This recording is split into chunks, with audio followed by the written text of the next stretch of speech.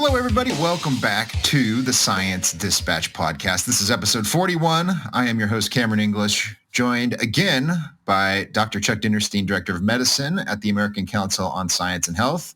Chuck, what's going on in your life? How are things? It's a beautiful day. Well, actually, it's overcast, but given my health issues over the last year, every day is a great day. Not a problem. Nothing like a near-death experience to put things in perspective, yeah? Exactly. Okay. All right. Well, we're starting off on a happy beat, which we don't always get to do on the show.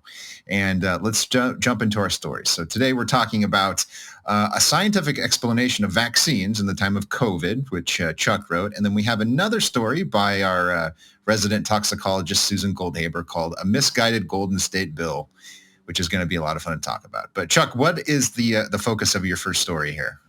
Well, depending on your political persuasion, Dr. Fauci is now on his apology tour, or we are getting better information on what went on during the COVID pandemic. I'll leave it to the political pundits to decide which it really is. But here's his statement.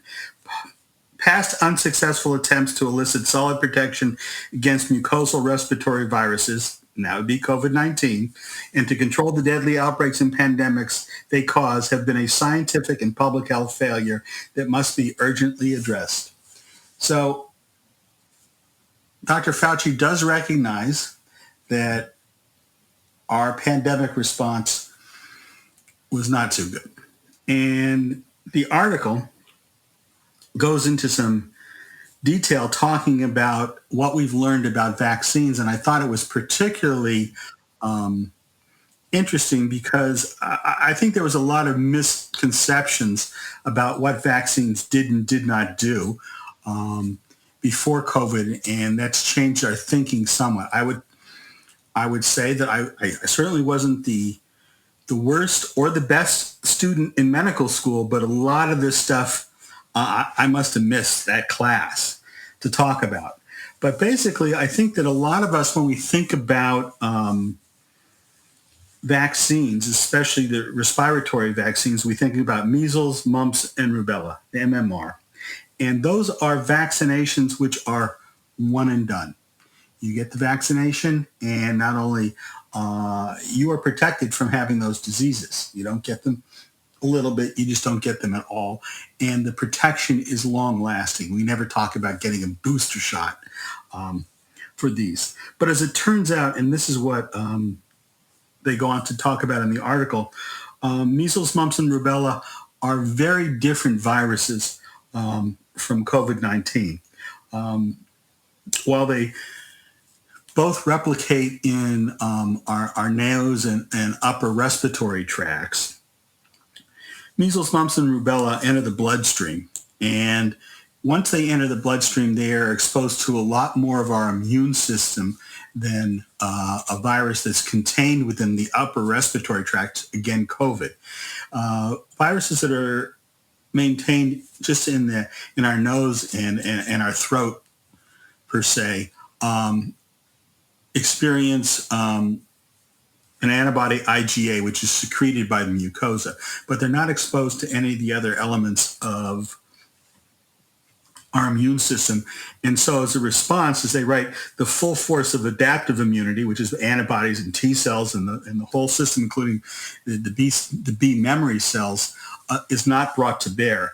And as a result, COVID vaccinations are going to be much closer to the influenza vaccinations than they are to measles, mumps, and rubella. And I think that was never made clear early on, that very much the vaccination program overpromised, underdelivered, and then people became concerned because of that.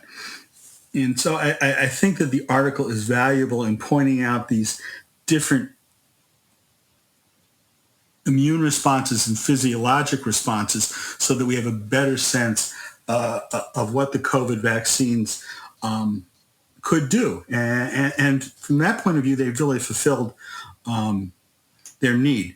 They lessen the severity of the disease, and as a result, There are less people being hospitalized, and there are fewer deaths attributable to COVID among the vaccinated. And I think that that's pretty clear consensus in science at this point.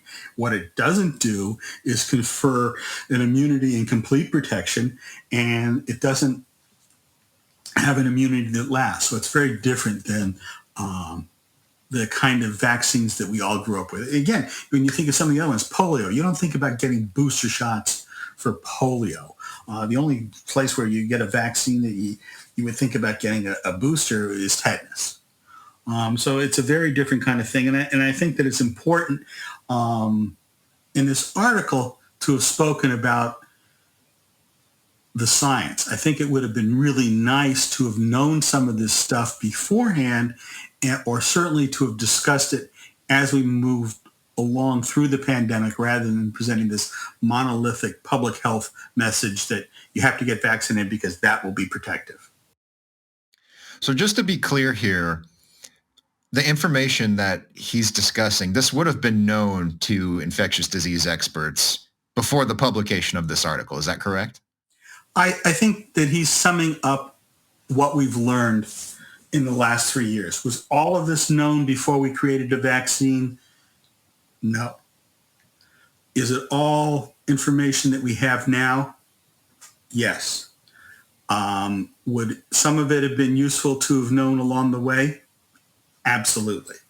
But that's not how the policymakers rolled out the information. It doesn't mean that the information wasn't becoming apparent. Again, when we talk about COVID, you got to think about it at the time and place that it occurred. When COVID came, it was a very lethal disease for the people that were most at risk. We had no treatment, we had no understanding of it, and we lost a lot of lives over that. And it's taken us a while to get past those pandemic fears, and for our understanding and treatment of the disease to co-evolve with the lessening morbidity and mortality associated with it. The current variants are far more infectious, but they're far less lethal than the original ones, and that's part and parcel of what's gone on. So let me ask you, we normally end here, but let's jump into this a little bit sooner. What do you think people in positions of power, policymakers, politicians, public health officials, what should they take away from this as they start shaping messaging for the next vaccine? And maybe it's not in the context of a pandemic, but the next time there's a big push to get people vaccinated, what do they need to learn from this? And the reason I ask is because there has been, and we're not going to get political, but there has been a lot of commentary from people on both sides of the aisle. Oh, yes. That's been absolute. So I remember, just for example, MSNBC for the longest time told people, you're an idiot if you don't get this because it stops transmission. Don't be an idiot. And there was no nuance. There was no, but you know what I'm saying? Yes. So let's start there. What needs to change in terms of the official messaging based on this article that Dr. Fauci wrote? I think the official messaging has to take into account that the American public is more intelligent than we are often given credit for. That's rule number one. We don't need to be talked down to as children. You can provide us with information that's nuanced, and many of us will be able to process and understand the nuances of what's being said. You don't have to deliver a strictly black and white, yes or no, do this, don't do that message. Now, interesting, and this will be a shameless plug for something that I'm writing this week. There was a study looking globally at people's response to COVID public health measures. And the expectation was that people that are conservative would more quickly adhere to the public health messaging than people that were not as conservative or traditionalist, was the word that the anthropologists were using. And in 16 of 27 countries, that was the case. The U.S. was a big outlier in that. And so they went and looked at the reasons why our conservatives didn't cling to the public health message. And there were a number of reasons in there having to do with their beliefs and the relationships with their peers. But misinformation and ignorance were not the variables that were of any importance here. People made the decisions not because they were stupid, not because they were misinformed, but because their balance of the risks and the benefits were such that they chose either to wear masks all the time and to social distance or not. And I think that that's an important message for us all to have looking back at this. We took different positions about this, but we didn't take those positions out of some individual political decision. When you aggregate everybody together, it very well may be that we fell into various political camps. But the individual decisions were specific trade-offs that each individual made about what their risks and what their benefits were. And I think that that's an important idea to get. One of the things I said at the end, just because I wanted to address the politics just for a moment, was that the right side is seeing this article as part of the apology tour. And see, he flip-flopped, and now the truth is finally coming out. But on the other side of the aisle, we should have a little more hubris for the lack of information that we have. There are so many things that we don't know that we don't know. That to jump to the position of these people decided because they were stupid or ignorant or misinformed is going too far from my point of view. Very important points you just made there. Let me read the end of your article because I think it helpfully sums up everything that came before it. So you're talking about the article that Fauci wrote. You say the article has a chameleon-like quality. For those on the political right, this may be, as social media has suggested Fauci coming clean, admitting that the COVID-19 vaccines do not work. For those on the political left, it may be a moment of hubris, recognizing how little we actually know. We are not masters of our bodies, let alone the universe. I really like that, Chuck. And it brings me back to that old cliche. I'm sure everyone gets this at some point. Maybe it was going to medical school for you. For me, it was like getting interested in philosophy and reading these books by old dead guys. And I just realized, there's so much I don't know. Like, I don't even know how to formulate my confusion about Thomas Aquinas, like when I started reading all that stuff. So in other words, talk a little bit about the importance of, and we've covered it here too, the importance of humility, the importance of recognizing that you don't always know that much. And it's actually a good thing to acknowledge that in a public setting. Right. No, unfortunately, the family motto has been for many years, often wrong, never in doubt. And that's been problematic. And I spent a lot of time trying to get past that and recognizing the things that I don't know, certainly the things that I'm uncertain about. I think that was one of the advantages of a surgical career, because there's any number of things that are involved with any specific operation on any one individual where there's some unknowns. And sometimes those unknowns are life and death outcomes. And so I've learned to be much more comfortable with uncertainty and having some kind of guiding approach to it. But it's oftentimes very difficult to generalize all those good things that I learned in surgery to my day-to-day. And I think that it's part of our human behavior to be very uncomfortable with uncertainty. And so part of our human nature is, in the face of uncertainty, to look around us and develop a story that explains things and relieves that fear. And I think we certainly saw with COVID two very different stories developing on a population basis, but they were made out of millions and millions of little stories that were similar but never the same. That's very helpful. Good insight. It really is. I mean, it's the kind of thing people need to hear. I want to return to one point you made earlier because it's also very important, and it's the fact that the public isn't stupid, and Yeah. even if they get things incorrect sometimes, they have a baseline understanding that allows them to assess their own risk, and if they do make an error, they can correct it. And I remember, it might have been January 2021. I'm not sure on the date, but there was a study published where this team of researchers went and surveyed in various countries how people reacted to the public health advice that they received or the infection control measures that were promulgated in their country. And what they found was people, as you said, adjusted their behavior based on their own risk. So the older folks who had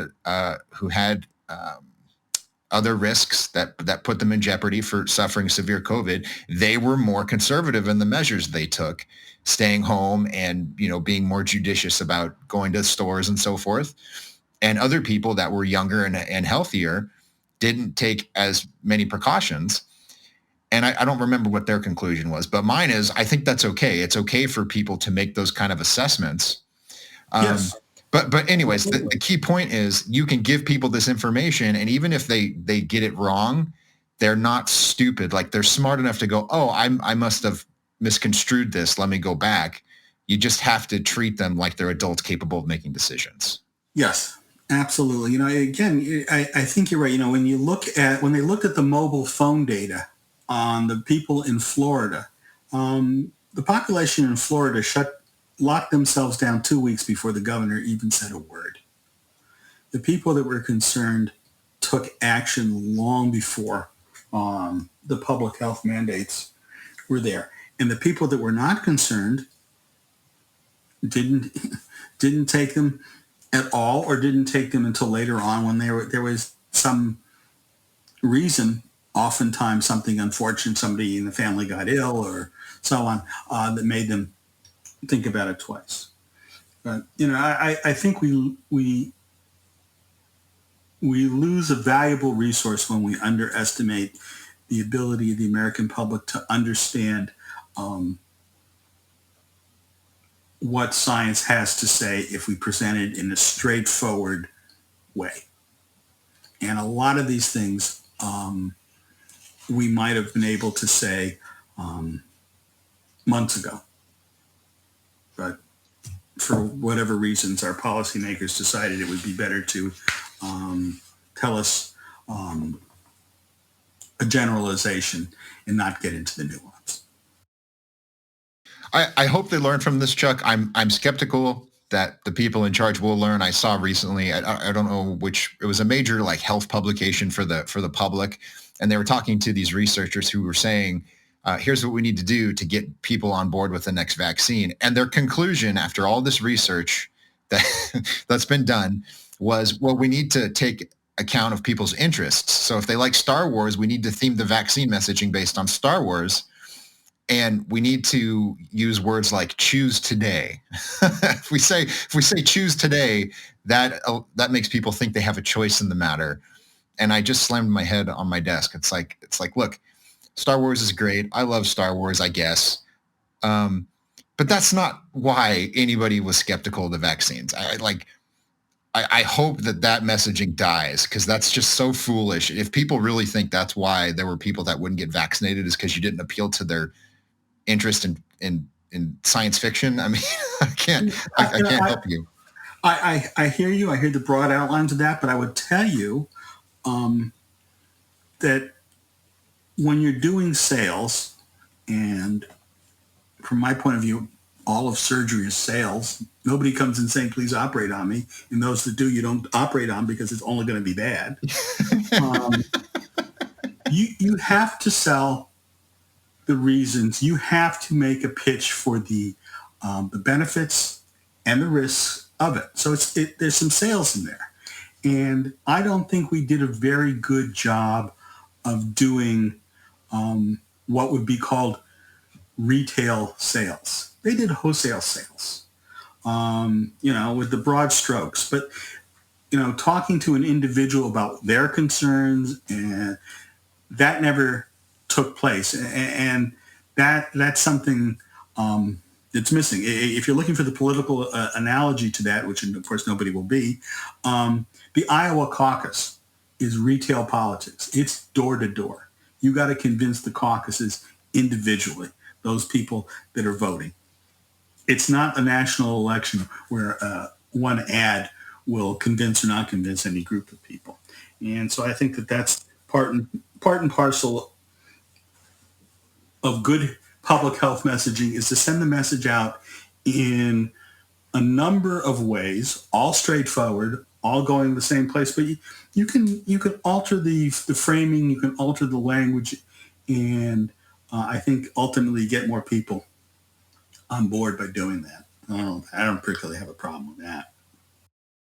I don't either. And to use another phrase from sales, you need to identify people's pain points. You need to identify what their concerns are. What's stopping them from making this purchase, if you will, in terms of getting the vaccine, And I think that's where the misalignment is you're correct that you have to convince people, but, focusing on particular word choice or your lack of Star Wars references, that's just not the, not the key. Nor is choosing the words ignorant and stupid.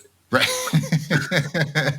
Okay. So we've concluded. Don't call people stupid. Don't reference Star Wars. And you're going to do a better job than CDC did last year or in the last 3 years. Okay. All right. Well, let's move on, Chuck. Let's talk about, we're talking about, you're from California too. We're talking about our home country here, a misguided Golden State bill by Susan Goldpaper. What's she talking about here? Susan was talking about a bill before the California legislature to ban 5 chemicals, and felt that there was a lack of a scientific basis for it. So let me just touch on a few bases here. So the chemicals were as follows. There was a brominated vegetable oil, and actually what it is the citrus flavor in soft drinks is in an oil base, and by brominating by putting bromide into the mix, it allows this oil to mix properly with the water so it doesn't separate. Doesn't change the taste, doesn't have any other effect there. They then talked about another chemical called potassium bromate. The bromide family was having a tough time here, which is an agent that increases the volume and consistency of bread. Polyparabens are used in foods and cosmetics as preservatives. They have some degree of an antimicrobial effect, and they actually are produced by plants in nature, but there's been a lot of discussion about their relative safety. Red dye number 3 is used in cakes and candies throughout the planet. Anytime you're looking for a red color, red dye number 3 is there. And finally, titanium dioxide, which makes products whiter or brighter, and are found in a number of foods and other goods. When you look at the list, one of the things that jumped out at me, separate from the science, which I promise I'll get to in a second, is that of the 5, 4 of them are chemicals that have to do with the appearance and the saleability of products. You don't want to see a little bit of an oily layer in your soft drinks. Everybody wants the bread that they buy to look the same. Everybody wants a particular color to be found in things, and everybody likes things that are brighter and whiter. So we can eliminate all of those tomorrow if people didn't want to buy the products that had those chemicals in it. So that's problematic in separating out what I would consider the necessary things from the the chemicals that have a cosmetic or preservative purpose. And that preservative purpose is also important because much of our food supply comes from a distance. And so you have to have foodstuffs that travel well. And that can be, it's equally true for a processed food as for a natural food. We don't grow bananas in the United States. They're grown in South America, and they come to us in big shipping containers that are climate controlled to control their full maturation. So there's any number of chemicals that we use to allow us to take advantage of the global food market. If we're willing to give up bananas, then we don't have to worry about ethylene oxide in there any longer. In any case, Susan's point is that the risk assessments that were made in the United States versus Europe are somewhat different. And basically, in the U.S., the chemicals are assessed to see which ones can cause harm. And they do a variety of tests and have determined that of the ones that they've actually talked about getting rid of, only red dye number 3 has been shown to cause any problem in terms of cancer. And it was in rats. There's never any proof of that being the case in humans. But our policy when it comes to chemicals that cause cancer in other creatures is that if it causes cancer in other creatures, then we're not going to be putting it into our products. That's the precautionary principle of out of an abundance of caution, we will not do it. And in Europe, the precautionary principle is the standard by which they make any judgments at any time that they find that a chemical causes harm, irrespective of the dose. It is a chemical that they will not allow. And what we see now is that California on its own is moving more and more towards the precautionary principle that absence of harm is not evidence that it doesn't exist at some other point in time over some accumulation. So why take the risk? And the problem, of course, when you talk about California making these kind of decisions is that California is a huge market, and California will drive companies to do this across their product line because they're loath to make a product that's only saleable in California, and they make a separate product for the rest of the states. So I want to get to a couple of things here, Chuck. The first is that just some background on the precautionary principle. When it emerged in Europe, it made sense because coming out of World War II, the entire continent was obliterated, quite literally, right? By bombs and war. Half the male population was killed in war. So coming out of that context, I could see why people would say, look, we need to pump the brakes on this science stuff because it's very capable of killing lots of people for very bad reasons. So it makes sense, but we've come so far from that sort of a situation to now we're freaking out about the food coloring used in Skittles. It's just like we've just gone way overboard. And here's the quote. This is in Susan's article. This is California Assemblyman Jesse Gabriel. He says, "We don't love our kids any less here in the state of California than they do in Europe, and we need to take the same steps to protect our kids." So it's so funny to me, and this is a typical example of what's known as the banned in Europe fallacy, because Europe is hyper precautionary, and if they ban something, well, that must be good enough reason because Europeans are super smart. So we don't love our kids any less, right? So it's just, I don't even know what my question here is. I guess maybe talk a little bit about the continuum of risk and how badly we analyze that these days. Well, let me first say that scoundrels always hide behind the children. Mm-hmm. The children in capital. We do everything for the children. But in reality, if you look at our policies, we don't like children a whole lot. The example I always use is talking about, there's a hierarchy within medicine, and cardiac surgeons and neurosurgeons tend to be at the top. You don't see a lot of programs on television about internal medicine people. You don't see a lot of programs about pediatricians on TV.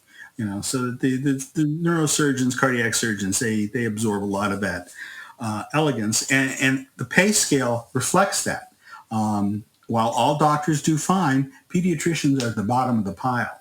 So if we really thought that it was important to worry about the children, you would think that we would pay the doctors who are taking care of the children a little bit better, but we don't.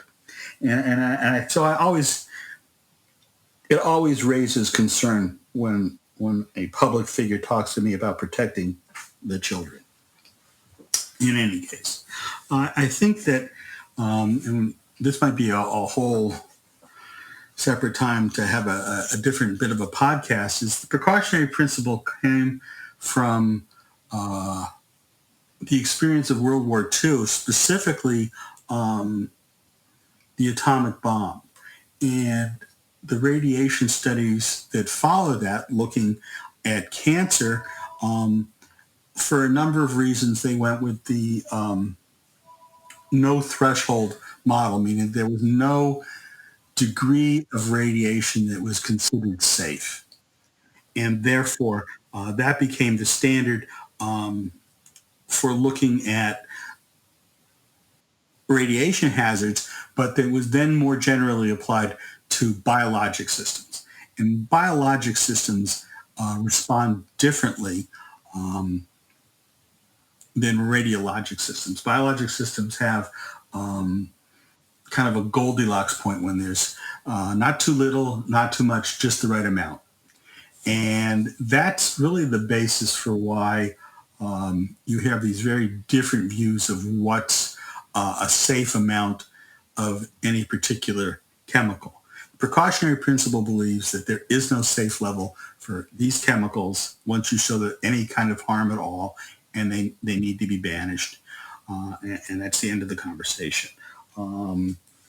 People that have spent more time working with biologic systems recognize that there are acceptable levels. There is a threshold at which, once you've exceeded that threshold,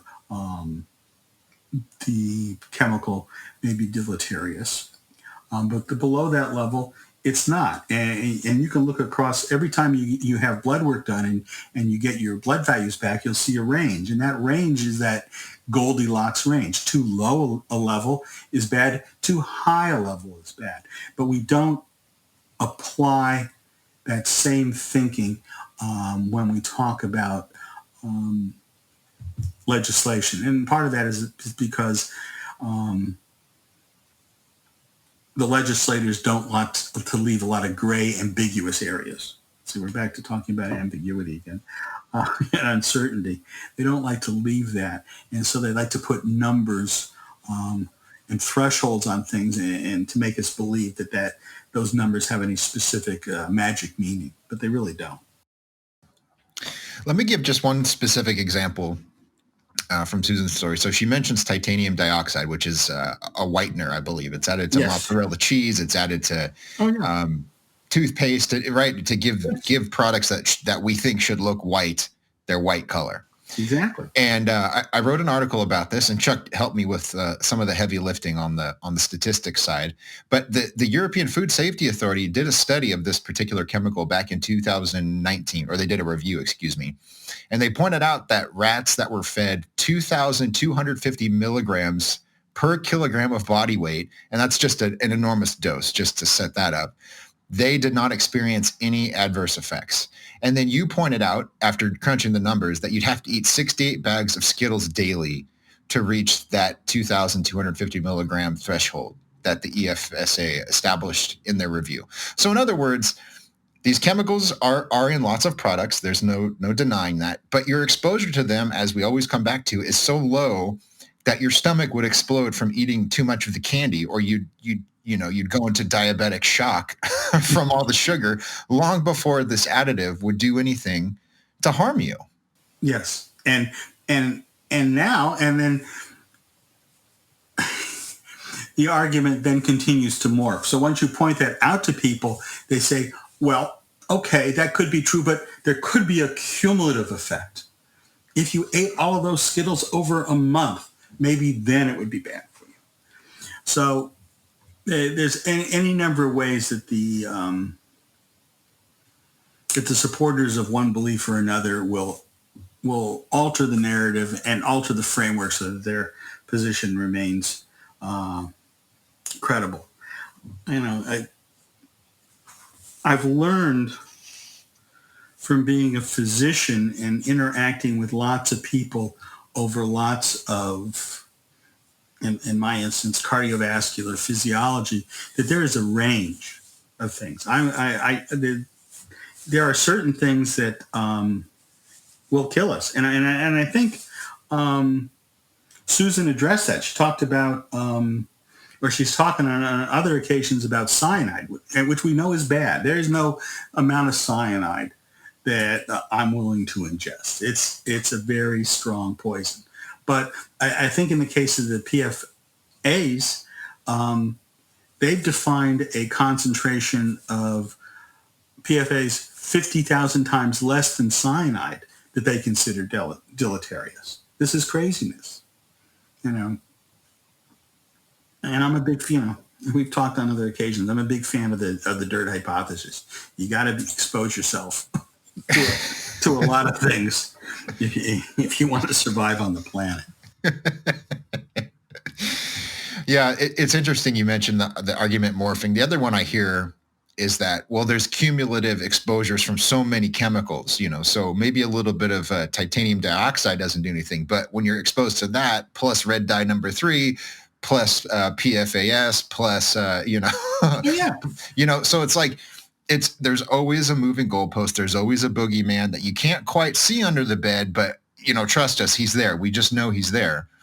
And Yes. it sort of upends all the basic principles of toxicology, because it's like you don't do a study and look at 8 chemicals, because then you can't identify which one is having the effect, or if it's 2 of them, you have to study them in isolation. And then maybe after you do that kind of research, you can look at population level data and see if there's something to this cumulative thing. But they just change the argument in order to keep the hypothesis alive, or to keep the fundraiser going if you're environmental working group. It just never ends. You're 100% correct. And another interesting thought that I'm just going to throw in the mix is that from an evolutionary point of view, fear is a much stronger survival skill than happiness. And by that I mean when we are fearful of things, from an evolutionary point of view, that works out to be a better call, because you never really, really know. So I guess that's where the precautionary principle may find its roots. When we were, on the savannah and the leaves rustled, it would be better to think that there could be a lion waiting to get you than to think, it's just the wind. So fear, I think, is a much stronger evolutionary driver than the transitory happiness that we got finding a sweet-tasting fruit. It's a very good point. And I think, again, because we can allow for nuance here, because we don't have to be black or white, sometimes it's good to be cautious, right? And to go back to World War II, if there's a 50% chance that you lost your father, your brothers, and your uncles in a war that was just fought, I get why you would be skeptical of nuclear weapons or chemical weapons or machine gun or like whatever it is. I get it. That makes sense. It's just a matter of assessing the actual risk, So like on the savannah, it's a no-brainer, right? If the leaves rustle, that could be a lion about to bite your head off. So run, or, throw a whatever the response is, it's just life in the modern day is a little more complicated, I think. Yes, because so many of the dangers are now quote unquote invisible. So, you have no way to sense it. And, for many, again, as I said, if people are serious that they want to get rid of these things out of the products, fine. But then plan on your cream cheese looking a little bit not quite as bright as it used to. We have a huge problem in the country with people throwing away fruit because there's a brown spot on it. I mean, 30% of our food costs disappear into waste because the banana feels a little squishy, or the tomato has a dent in it and gone. So we like to have our foodstuffs and our products look a certain way, and in a lot of cases, the chemicals that we're so concerned about are put in there so that we can have the products anytime we want, and that they always look consistent. These are choices that we made. Yeah, that's right. We want everything exactly as we expect it, but we also don't want any risk or any fear or even the possibility that something might hypothetically go wrong, right? We want Exactly. we want to live in heaven is basically what we want heaven on earth, baby. Heaven on earth.